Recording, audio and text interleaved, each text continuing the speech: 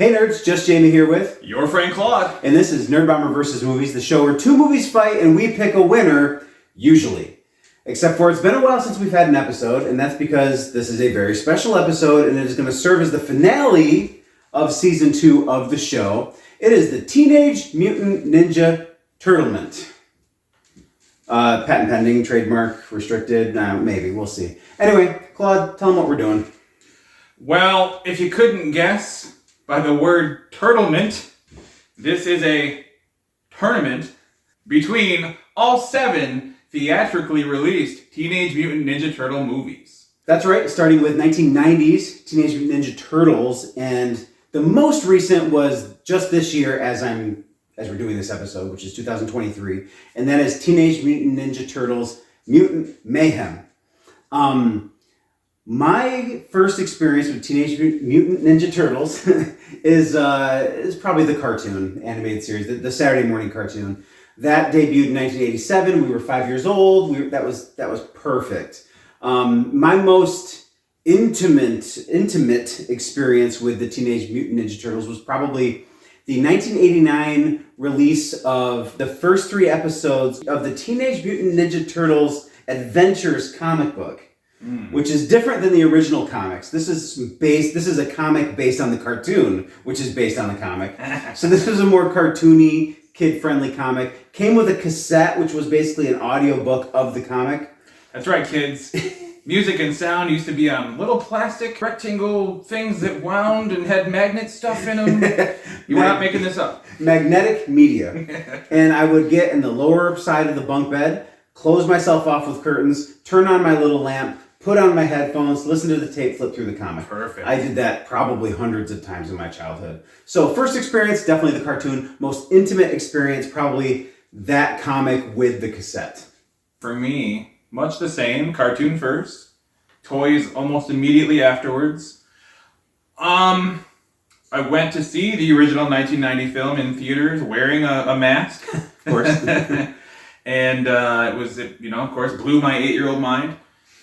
I guess the highlights for me were this cereal. I used to eat the right. the Ninja Nets with the marshmallow throwing stars and whatever they had.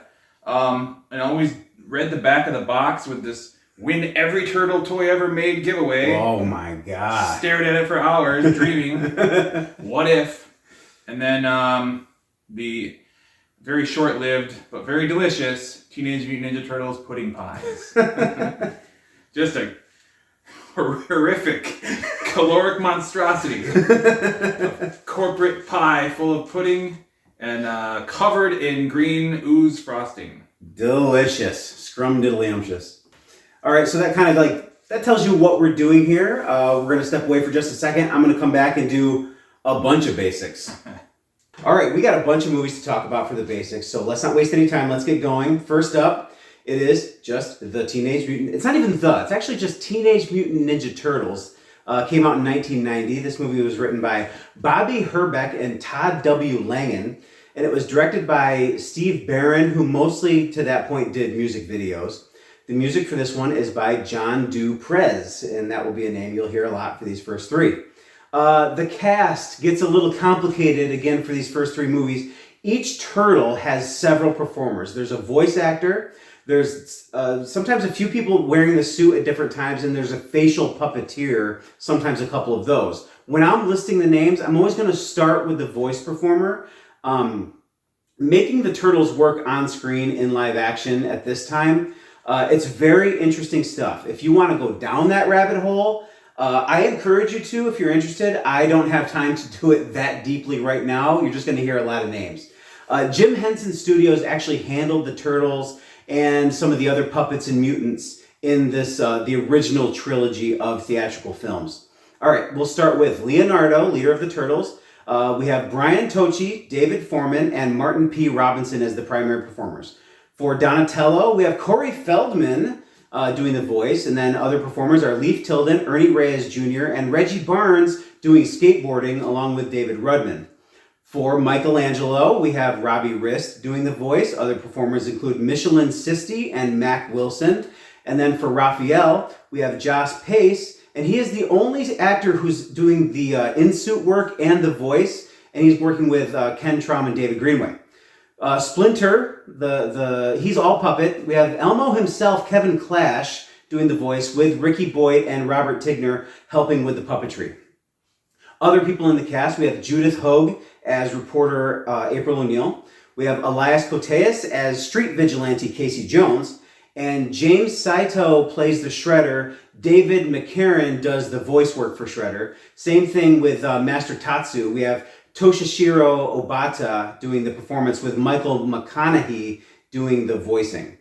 All right, so along with those primary performers, you can look for appearances in this film from Sam Rockwell, Skeet Ulrich, Scott Wolf, and TMNT co-creator Kevin Eastman in small roles and cameos. This movie is mostly based on a selection of early stories from the original Turtles comic book.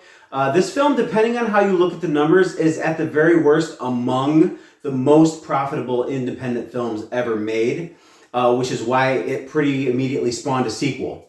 Speaking of, we move on to 1991, and we have Teenage Mutant Ninja Turtles 2, The Secret of the Ooze, which was called Mutagen in the cartoon. Writing again, we have Todd W. Langen doing the work alone this time, and this one is directed by Michael Pressman, and the music is once again done by John Duprez. Again, you'll hear his name a few times. Casting, some changes this time around. Different people doing the in-suit work, different people doing voices and puppetry. For Leonardo, we have Brian Toshi again, with Mark Casso, Larry Lamb, and Rob Tigner doing the performances. Donatello, no more Feldman this time. We move on to Adam Carl, again with Leif Tilden, Rob Mills, and Stephen Ho doing some of the physical performance.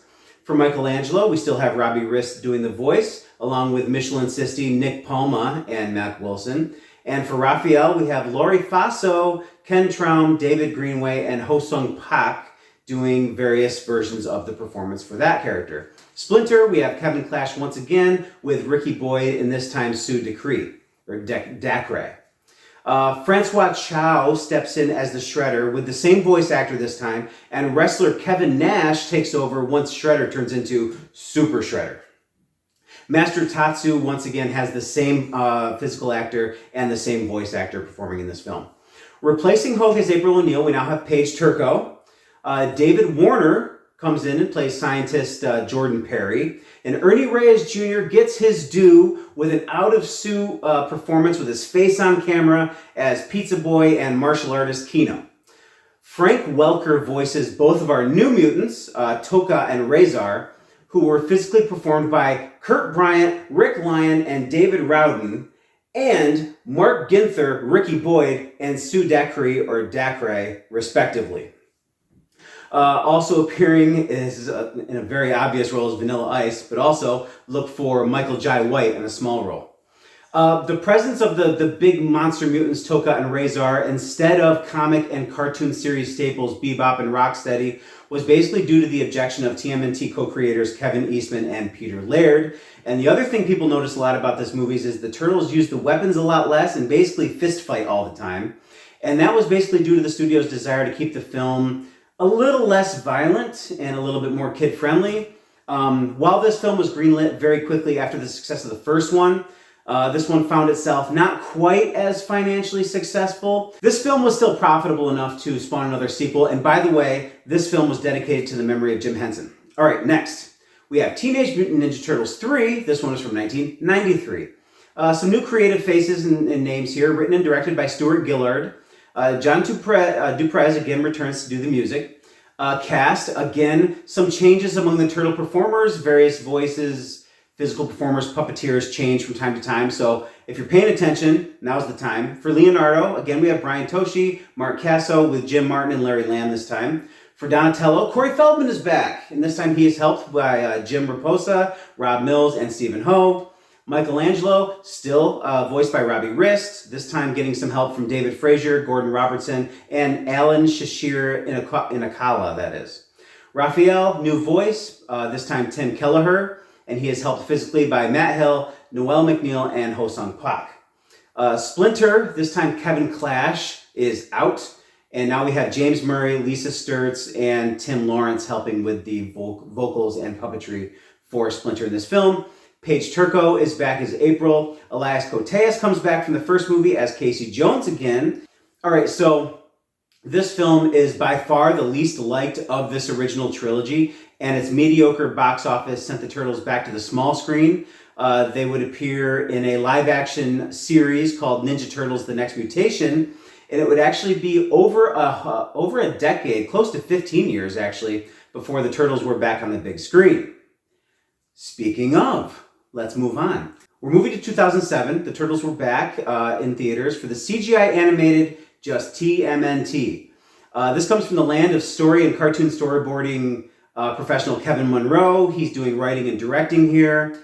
Notable Hollywood composer Klaus Badelt is handling the music for this one. He's done a lot of big hits. Look him up. He's got quite a filmography. The cast for this film, we have a pretty decent mix of well-known voice actors with well-known live-action actors. We start with Lawrence Fishburne. He just plays the narrator. Nolan North plays Raphael. We have James Arnold Taylor playing Leonardo.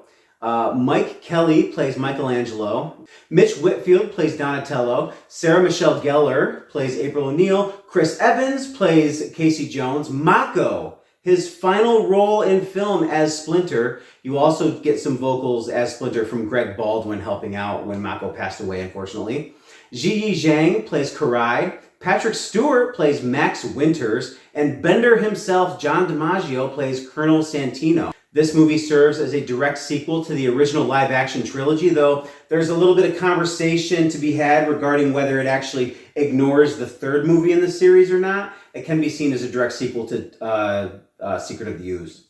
Reception of the movie was mixed, as most of these movies actually are, despite their relative success or legacy. Most of the critical reception was mixed for all of these films. This movie was fairly successful financially, but not quite enough. Didn't generate quite enough revenue to spawn another direct sequel in this style. And so, some might say, unfortunately, it's reboot time. And that happens with the release of Teenage Mutant Ninja Turtles from 2014. This is live action, but the Turtles were CGI in this film. It's directed by Jonathan Liebsman. It was written by Josh Applebaum and Andre Nemec and Evan Darty. And the music for this film is done by Brian Taylor. It's important to recognize that this film and its sequel were both produced by Michael Bay, and so these films, they're often referred to as like the Bay Turtles, even though, you know, we try to keep in mind that he actually didn't write or direct these films. All right, moving on to the cast. As Donatello, we have Jeremy Howard doing voice and motion capture. For Raphael, we have Alan Ritchson, again, doing voice and motion capture. Noel Fisher doing both for Michelangelo. Leonardo has two people, Johnny Knoxville doing the voice and Pete Plosek doing the motion capture. And Splinter also has two people at work, Danny Woodburn doing the motion capture and Tony Shalhoub doing the voice. So a mix there. Some guys doing both pieces of the performance, other characters having dual performers. Megan Fox plays April in this movie. Tohiro Masamune plays the Shredder. Minai Noji plays Karai. And K. Todd Friedman plays Baxter Stockman. And you'll see there's some changes in the next movie. Also appearing in this film are Will Arnett as Vern. We also have William Fichtner, Whoopi Goldberg, Abby Elliott, Taron Killam, Derek Mears, and TMNT co-creator Kevin Eastman making another on-screen appearance. In terms of who handled the CGI in these films, that was, to no one's surprise, Industrial Light and Magic. And they did it on when you look at how many special effects shots are in these films, the budget, though huge, is relatively under control when you compare to what we see in modern day MCU, Star Wars movies, etc. The film was financially successful, and it did spawn a direct sequel. And that sequel was Teenage Mutant Ninja Turtles Out of the Shadows, which came out in 2016. Directing this time, we have a new guy at the helm. We have Dave Green. And coming back again to write are Josh Applebaum and Andre Nemec.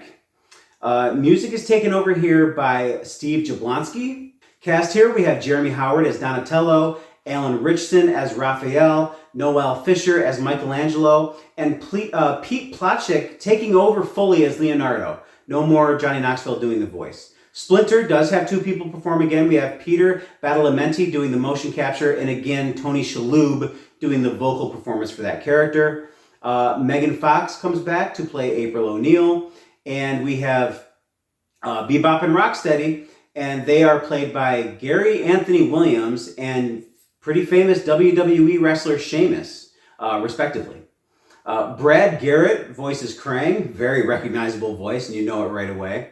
Stephen Amell jumps into this one to play Casey Jones here, and Brittany Ishibashi takes over as Karai.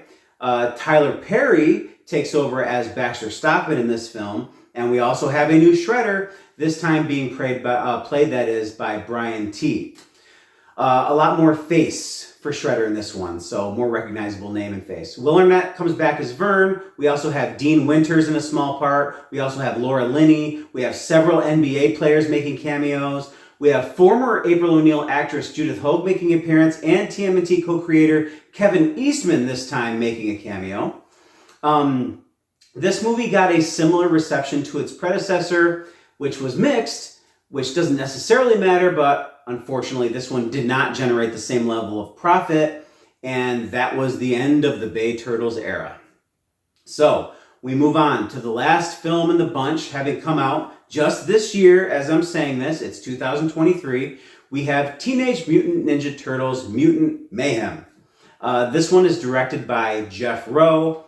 Writing is kind of important. It comes from a pretty recognizable writing team in Hollywood. We have Seth Rogen. He also produces. He was really the primary creative force and driver of this film.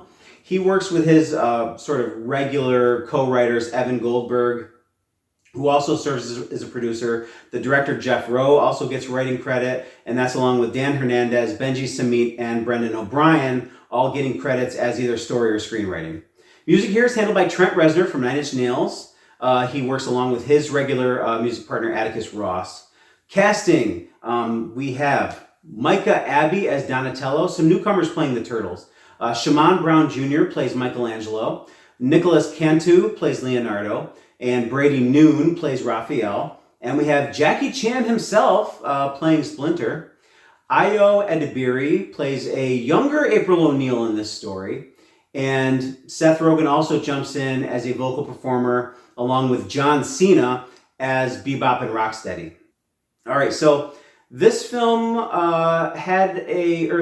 was, I should say, a decent, though not spectacular financial success, but was by a fairly wide margin the best reviewed and generally received film of all of these movies. Despite what we may think of their legacy and their nostalgia, this one definitely had the best reviews.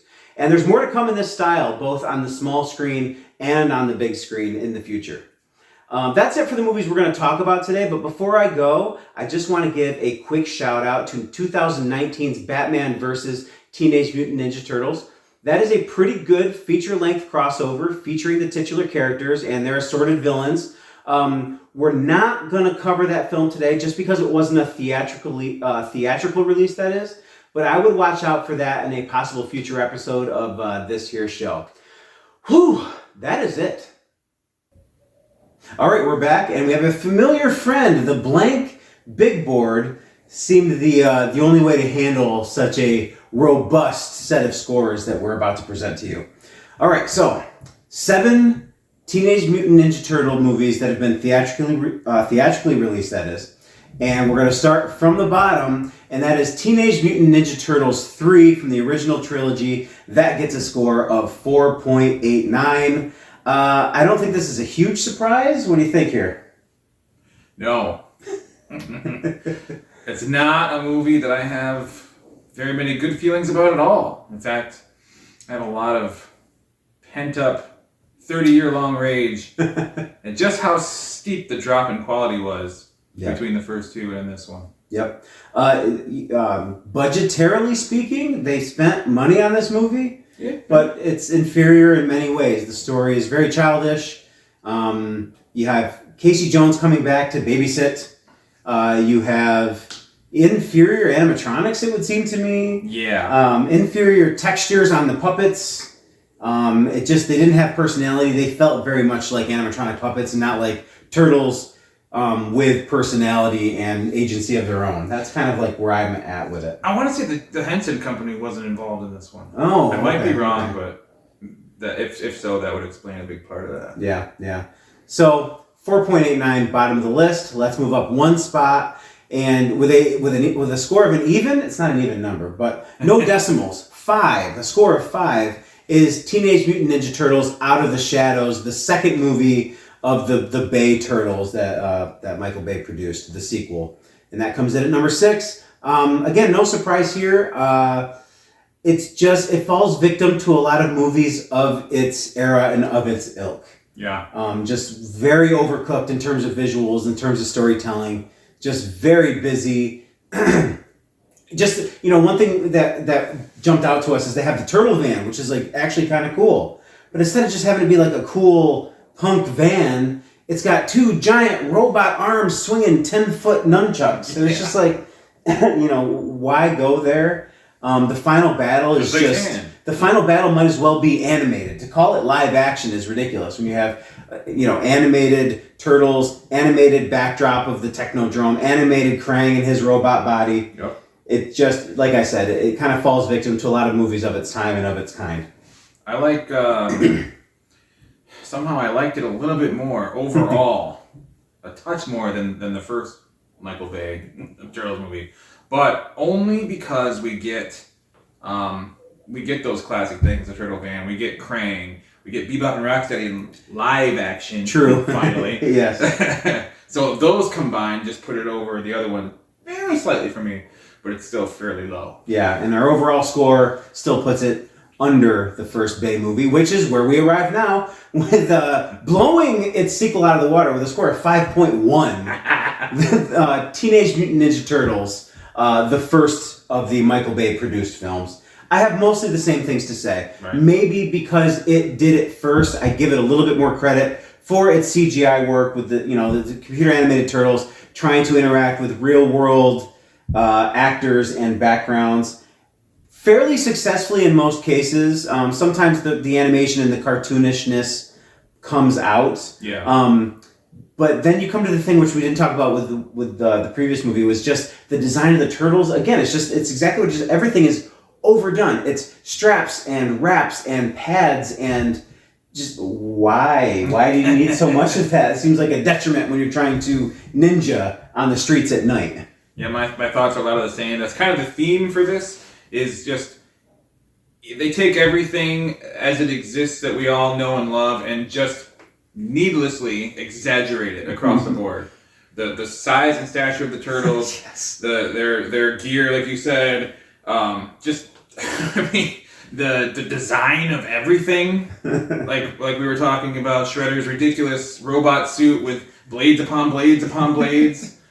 10 swords per hand or something like that. Right. At some point, that is just not practical. I'm sorry. He's a walking Mach 3 by Gillette piece of equipment. Why shave with one blade when you can shave with 5? Or in this case, 20, maybe 30. And I will say, though, that the story is mostly good. Mm-hmm. Yeah. Mostly. But yeah, just the execution and the presentation fall really far for me. Yeah. And I've seen each of these movies. I didn't hate them while watching them. Neither of them are something I'm going to revisit. Nah. All right, moving up to number 4, we have TMNT from 2007, the CGI animated movie, with a score of 6.38. I am a big fan of this movie. I've been a proponent for it amongst our friend group for quite a while. Very true. The CGI is a little bit dated. It's a little bit lower caliber than a lot of feature-length, theatrically released animated movies, but they do a lot with it. I think the story is pretty decent. The interactions of the turtles, especially Leonardo and Raphael's relationship, is really explored pretty deeply and pretty well. So I've always been a big fan of this movie, and it spawned a really good Turtles side-scrolling brawler video game for the Nintendo Advance. Yep. GameCube as well, I believe. Mm-hmm. Yeah, I kind of echo your thoughts. I will say at the time, because it wasn't as common yet for the CGI to kind of just be everything, the fact that it was computer animated, kind of hampered it a bit for me at the time because, you know, I wanted another live action movie, and it was just, I view it as a cartoon, not a real movie. But story wise, this is maybe the second or third best, I think, out of all of them. It's really good for the most part in that it doesn't, there's supernatural elements, but it doesn't go off the rails into like the aliens and the, you know, the dimensional stuff that Turtles always ends up in. And I'm a fan of the more grounded ninja-based stories. Sure. And this one does that for the most part. Yeah. Also, the designs of the characters of the Turtles, they're not my favorite, but when you consider what's come since this, they look incredible. Yeah. All right, moving up to number 3 with a score of 6.5. We have Teenage Mutant Ninja Turtles Mutant Mayhem, the most recent film as we're recording this episode. I was a big fan. When I saw this movie, I liked it right away. I think in terms of my individual scoring, it actually scored the highest. That doesn't necessarily mean that it's my personal favorite, but it got the highest scores. The animation style, I know it's very reminiscent of the recent Spider-Verse animated movies. I know it's borrowing a lot from those ideas, but I do think that it separates itself. It almost has sort of that, it has that sketchy punk attitude. I respect that they really keep it to an urban setting with urban culture. We might not agree on some of these things, but I like the idea that April O'Neil is a peer of the Turtles instead of being sort of an older adult amongst the teens. I like that idea. I don't have much bad to say about this movie. I was a big fan from the moment I saw it. Not me. But it's not, I mean, I don't hate it. From a budgetary standpoint especially, there's undeniable quality put into it. It was made with clear appreciation. There's a lot of entertaining moments. I found it to be the most directly violent of all the Ninja Turtles movies. You're not wrong. So far. Pretty sure there are on-screen deaths in that movie. Maybe not blood, but definitely deaths. They bring out guns. They get shot at point-blank range. People actually get stabbed. I was very surprised by that, and actually I thought it was kind of a welcome addition. However, for me, the character designs, the animation style, and the alterations to a lot of existing characters were a bridge too far. So ultimately, I couldn't really get quite as on board. But I do overall have an appreciation for what was done and what was attempted as well. Fair enough. All right, moving up, we have arrived at the top 2. You might be able to predict what's going to happen at this point. With a score of 6.95, in the number 2 position, we have Teenage Mutant Ninja Turtles 2: The Secret of the Ooze. But I have nothing but respect for this movie. I think it did kind of take the formula of the first film, dialed it down a little bit. I talked about that in the basics. Something, they don't use their weapons as much. It's a little bit more kid-friendly. But there's a lot of memorable moments. Toka and Razor, even though they represent the absence of Bebop and Rocksteady, are still fun memories. There's some cool stuff with Tatsu being the Ursat's leader of the Foot until Shredder comes back. There's like some cool moments with that. So yeah, I mean, on my personal list, there'd probably be some reordering happening, but I have no problem with the way things turn out and the score that this movie achieved. Yeah, it's hard. I don't score this like some irrational, out of the water score. But it is harder to be objective with this one because it was still from, the era before I became jaded, when I was an impressionable kid, and it was, at the time, I thought it was incredible. I think it mostly holds up. It's a good sequel. It maintains a lot of the fun and the spirit of the first one, and almost improves on kind of the energy in a lot of ways. And some of that is actually due to, as much as I like the first one and the execution, I think this one was able to take what they learned the first time and improve the suit functionality, I guess improve the mechanical aspects. So you see a little more smoothness, I guess. And in its own right, it's full of memorable moments and great quotes that I still say all these years later. And I guess the only thing that really brought it down for me was the neutering of, I guess, what you can consider to be violence and the more direct like aspects of the ninja element in Teenage Mutant Ninja Turtles. So I thought that was a little disappointing, but they covered it well. Mm-hmm. Yeah, it actually took me. It's not something that I really noticed until I became more aware as an adult that they had pared that stuff down. So they did kind of take care of that because I think they did.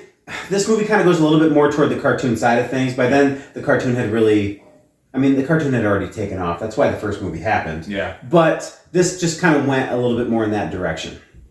But speaking of the first movie, obviously, we have arrived at number 1 on the list from 1990, Teenage Mutant Ninja Turtles, with a score, a blow-away score, actually, 8.48. I would not argue with this at all. I mean, I think on my personal, if I were to make a personal list, this would be at the top of the list. Mutant Mayhem had my highest score, but this would still be at the top of my list. It ends up at the top of our list based on scoring. It really does some pretty amazing things in terms of its balance and pacing, because this movie takes cues from both the cartoon and the original comic books, which couldn't be much different. Yeah. Most people at this point know that the original Turtles comics were pretty grim and gritty and bloody and violent.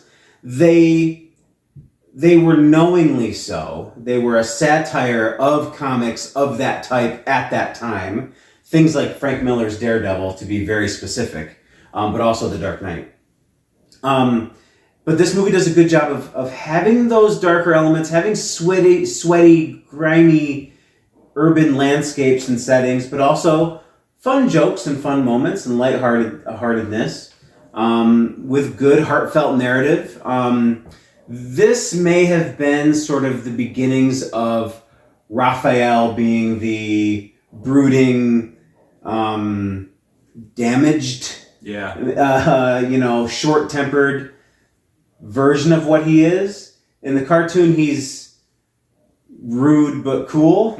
Sarcastic. Yeah, sarcastic. Yeah. And in the comics, they all are kind of just like, gritty characters. This was maybe the beginning of him being like the badass, which I think later was taken too far. Right.